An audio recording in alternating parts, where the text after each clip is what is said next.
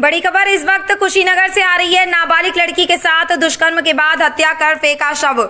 देवरिया जिले के थाना रामपुर कारखाना क्षेत्र में अर्धनग मिला नाबालिग का शव। थाना हाटा कोतवाली ने किया एक आरोपी सैफ को गिरफ्तार।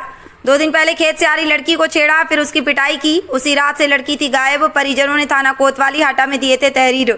मौके पर पहुंचे हाटा विधायक मोहन वर्मा आरोपियों के विरुद्ध सख्त कार्रवाई का दिया आश्वासन। ये मामला कुशीनगर जिले के नगर पालिका परिषद हाटा के वार्ड नंबर 3 कपूर पिपरा की घटना बताई जा रही है। आरोपी भी है उसी गांव का। सवाल ये बनता है कि इस घटना में कितने और लोग शामिल थे। पुलिस कार्रवाई में जुटी। मृतका का शव देवरिया में मिलने के कारण पोस्टमार्टम भी देवरिया में ही होगा। देखते हैं कि क्या कह रहे हैं परिजन और विधायक।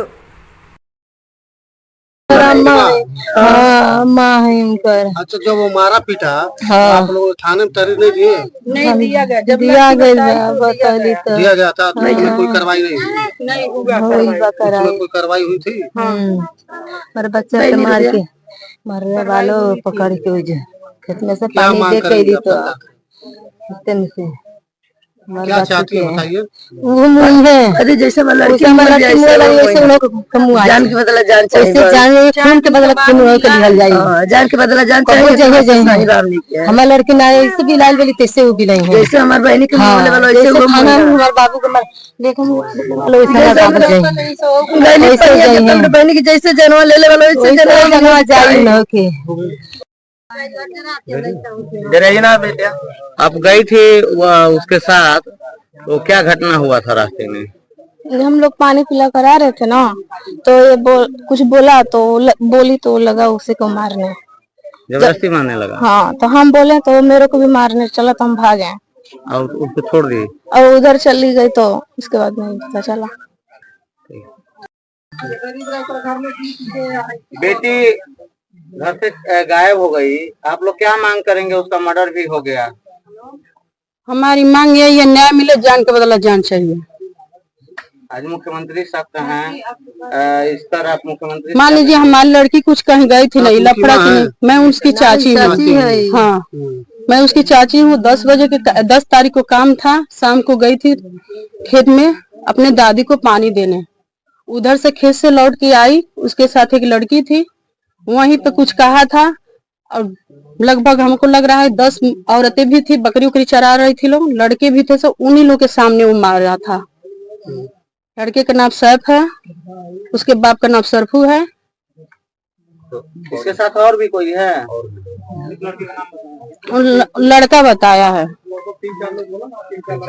3-4 लोग का बोला है, लेकिन हमको नहीं पता। वो घर पे आई थी, बेहोश हुई है, फिर गया, फिर चौराहे पे उसको धमकाया है। आके बोली हम लोग से कि हम लोग को धमका रहा है। हम लोग बोले रुको, अभी हम लोग चलेंगे। फिर अचानक वो घर से निकली, उसके बाद आई नहीं। क्या घटना भइल बा? वो गई थी पानी लेके, चाचा हमारे अम्मा जो खेत में जो सोनी हो रहा था, पानी देके आ रही थी।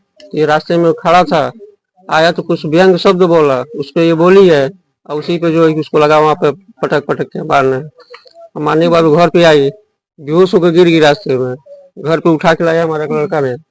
और उसके बाद से आधे घंटे बाद से उसके बाद से वो चौराहे पे गई, सुबह से वापस थाने में आप लोग शिकायत दिए? उसी दिन हुआ रात। पुलिस क्या कोई कार्रवाई की थी? हाँ, कार्रवाई की। उसके दरवाजे पे भी गए तो भाग गया था। उसके बाद 1 दिन पहले जो है 4 बजे टाइम में पुलिस आई, उसको तो उठा के ले गई। उसके बाद मारने पीटने के बाद एक लड़के का सिर्फनामा भी बताया। आखिर बच्चे फिर घर से गई कैसे?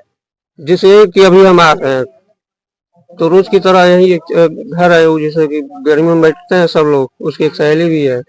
अब हम लोग जाने की वहीं पे हो गई, लेकिन वो वहाँ भी नहीं है, चौराहे पे नहीं गए, वही कुछ पता ही नहीं चला। अब मुख्यमंत्री आज इतने सख्त हैं, क्या आप मांग करेंगे?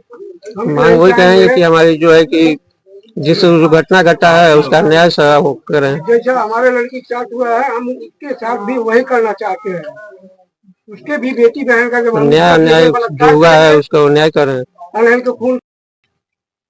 विधायक जी, इस विधानसभा में हाटा के इतना दर्दनाक घटना घटी है, इस पर आप क्या कहेंगे? दोषियों को कैसी सजा मिलनी चाहिए? देखिए, अभी ये घटना तो दुखद है, क्योंकि रात में हमको जानकारी हुआ और इतनी वक्त मैं उस परिवार से मिलने भी आया हूं, और परिवार से मिला भी हूं। और मैं आपको आश्वस्त कर देना चाहता हूं कि 2017 के पहले की सरकार नहीं है, 2017 की बात की सरकार है, योगी आदित्यनाथ जी की सरकार है। इसमें जो भी दोषी होगा कोई बख्शा नहीं जाएगा और ये जो गरीब परिवार है इसको न्याय भी मिलेगा। और मैं आपको आश्वस्त कर देना चाहता हूं कि मेरे क्षेत्र में अराजकता का माहौल नहीं है और कोई कितना हो बड़ा गुंडा होगा, अतीक और मुख्तार से बड़ा गुंडा नहीं है। एक एक लोग, जितने लोग दोषी है, सबको एक एक लोगों को चिन्हित करके और उनको सजा दिलवाया जाएगा। दोषी परिवार जो भी होगा उनको सजा दिलवाया जाएगा और जिसके घर के बच्चियां हैं उस परिवार, गरीब परिवार को न्याय भी दिलवाया जाएगा।